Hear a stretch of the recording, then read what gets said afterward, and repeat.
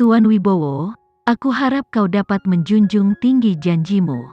Ingat untuk memberitahu semua orang bahwa kau seorang brengsek dan impoten. Aish. Marcel berdiri dan melemparkan kursinya sebelum pergi dengan Tuan Wibowo. Setelah itu, dealer akhirnya membuka mulut untuk berbicara dengan Kenzi. Tuan Wibowo ini adalah penipu yang berpengalaman, aku tahu, jawab Kenzi. Bagaimana denganmu? Alexa berbalik dan menatap Kenzi. Tuan Kenzi hanya ingin mengajari si brengsek itu pelajaran. Jika Tuan Kenzi benar-benar ingin menang, dia bisa memiliki kartu apapun yang dia inginkan. Kalian saling kenal? Alexa bertanya ketika dia menunjuk ke dealer. Ketika aku pertama kali mengambil alih Mandala, aku bertemu dengan semua jenis mitra bisnis. Saat itu, aku membuang banyak uang untuk hal-hal seperti ini. Jadi, aku memutuskan untuk belajar dan mempelajarinya. Saat ini aku belum benar-benar menempatkan apa yang telah aku pelajari untuk digunakan, tetapi berguna juga jika aku membutuhkannya, Kenzi menjelaskan. Sepertinya kau belum pernah mengalami menyerah pada kontrol orang lain. Namun, di sini aku menyatakan bahwa aku akan bertarung untukmu. Lihat apa yang terjadi pada akhirnya. Alexa menghela nafas. Menurut alasan Kenzi, jika dia selalu pergi untuk mempelajari apa yang tidak dia ketahui, berapa banyak keterampilan yang dia miliki? Jika bukan karena curang, kartumu akan lebih baik daripada kartu Marcel. Jadi, kau masih dianggap sebagai pemenang. Perasaan aneh tiba-tiba muncul dari lubuk hati Alexa. Mungkin, dia belum benar-benar merasakan besarnya kekuatan Kenzi. Melihat Alexa tenggelam dalam pikirannya, dia ingin terus menjelaskan banyak hal. Namun, pada saat ini, Tuan kedua memasuki aula dan memandang pasangan itu dengan mengantuk, kau menang cukup cepat. Kenzi berbalik dan melihat Tuan kedua sebelum memimpin Alexa ke sisinya, ini adalah paman kedua. Aku tidak punya kesempatan untuk mengenalkannya padamu lebih awal. Sebelum Alexa dapat menjawab, Tuan kedua menyeret Kenzi ke satu sisi dan bertanya, apakah kau serius? Kau berkencan dengan model kecil? Sudahkah kau memberitahu orang tuamu tentang ini? Kenzi berbalik dan melihat ke arah Alexa sebelum menjawab, apakah paman kedua berpikir dia tidak cukup baik? Tentu saja dia baik. Aku tahu dia orang baik dan aku cukup menyukainya. Tapi, bagaimana dengan orang tuamu? Kapan kau berencana memberitahu mereka? Kuharap paman kedua bisa merahasiakan ini sekarang. Waktunya belum tepat, jawab Kenzi dengan makna yang lebih dalam. Kau dan ayahmu adalah sama, selalu bertingkah misterius. Aku tidak akan melibatkan diri lagi, kau dapat melakukan apa yang kau inginkan. Paman kedua melambaikan tangannya dengan santai. Sungguh memalukan bahwa perjamuan gencatan senjata akhirnya menimbulkan jurang yang lebih dalam di antara kalian berdua. Kau perlu menahan diri sedikit, jika kau terus seperti ini, bagaimana aku akan menghadapi tetua Wibowo? Bukankah paman kedua menikmati semua yang terjadi hari ini? Tidak perlu menunjukkan apa yang sudah kau ketahui, Tuan kedua memandangi Alexa setelah berbicara. Kenapa kau tidak memberiku kehormatan untuk berbagi makan malam dengan calon menantu perempuanku? Katakan padaku, berapa banyak orang yang mengetahui tentang hubunganmu sebelum kakek tahu aku menikah, tapi dia tidak tahu dengan siapa. Menikah? Tuan kedua menutup mulutnya. Kupikir kalian hanya berkencan. Kenzi menunjukkan tangan kirinya yang membawa cincin dan terkekeh, sudah 4 bulan. Kalau begitu, kita pasti perlu makan malam. Kenzi menganggukkan kepalanya dan kembali ke sisi Alexa. Paman kedua ingin makan malam bersama kita. Apakah kau ingin pergi? Perlu kau bertanya? Ayo pergi. Setelah meninggalkan tempat tersebut, ketiganya pergi ke hotel terdekat. Tuan kedua memperhatikan ekspresi wajah Kenzi saat dia memanjakan istrinya. Dia merasa itu sangat lucu. Anak baik, kau menjadi semakin seperti versi muda dari pamanmu. Seorang istri harus disayangi. Aku tidak pernah lupa, jawab Kenzi. Kau sudah berusia 32 tahun. Ketika aku seusiamu, anakku sudah cukup umur untuk membeli kecap sendiri. Kapan kau berencana untuk memiliki anak? Jangan terburu-buru, Kenzi menepisnya. Alexa menyaksikan interaksi antara paman dan keponakan.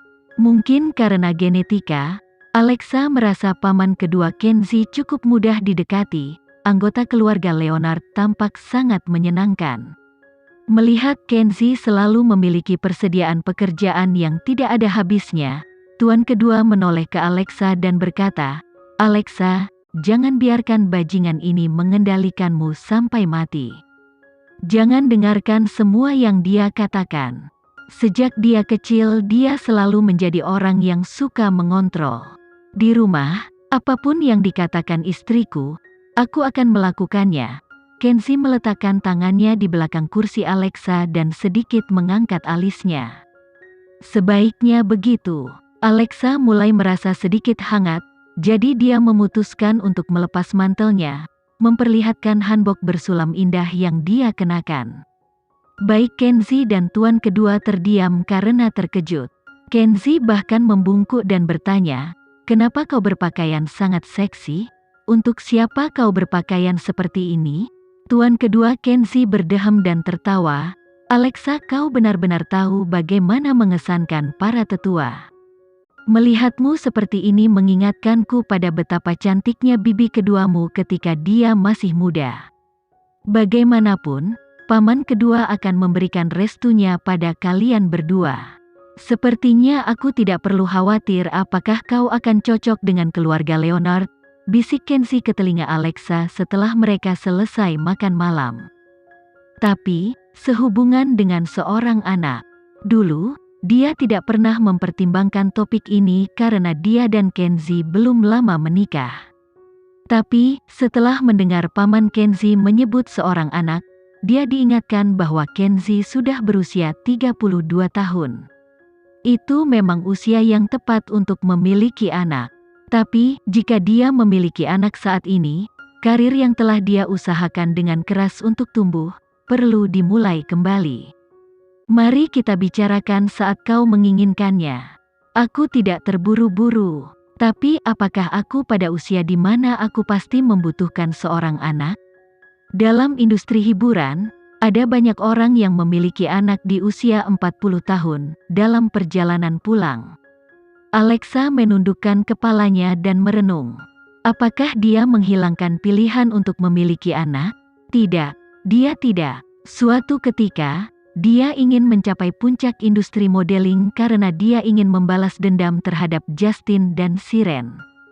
Setelah itu, alasannya berubah menjadi ingin bersama Kenzi. Sekarang, baginya, dia percaya seorang wanita harus memiliki karirnya sendiri, tetapi dia juga menginginkan bayi yang mirip dengan Kenzi. Saat kau berusia 40 tahun, aku akan berusia 33 tahun, Alexa mengingatkan Kenzi. Kalau begitu, ayo lakukan sedikit lebih awal. Berbahaya untuk hamil di usia yang lebih tua. Kau bahkan tahu tentang ini. Kenzi terus mengemudi. Saat lampu lalu lintas berubah menjadi merah, dia berbalik dan melihat ke arah Alexa. "Setelah menikah denganmu, aku sudah melakukan beberapa studi. Kehidupan pernikahan juga salah satu hal yang ingin aku pelajari. Aku sangat menyesal tidak bertemu denganmu lebih awal. Jika kau bertemu denganku lebih awal, hubungan kita mungkin tidak stabil. Sayang, aku pernah menjadi remaja biasa dengan temperamen buruk dan suka berdebat. Aku sangat ingin melihat sisi dirimu yang seperti itu." The next morning, Marcel memposting online bahwa dia telah kalah taruhan, dan hukumannya adalah mengakui bahwa dia brengsek dan impoten. Mayoritas media mengetahui tentang bagaimana Kenzi mengalahkan Marcel. Dalam sekejap, Marcel menjadi lelucon di industri. Dari apa yang mereka dengar, selain menyerah dalam pertandingan tinju, bahkan ketika dia curang dalam poker, dia masih tidak bisa mengalahkan Kenzi.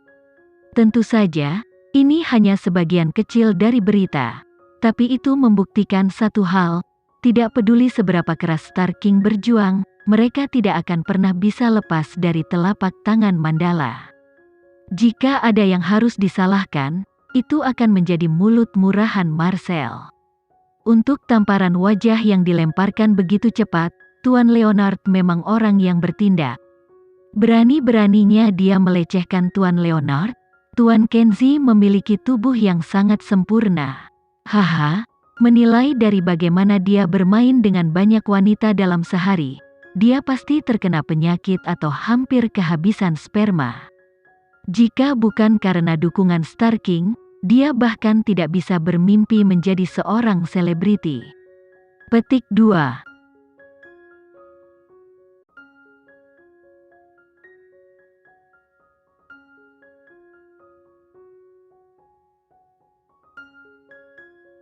Sekian dulu ya video kali ini, kita lanjutkan lagi videonya di lain waktu.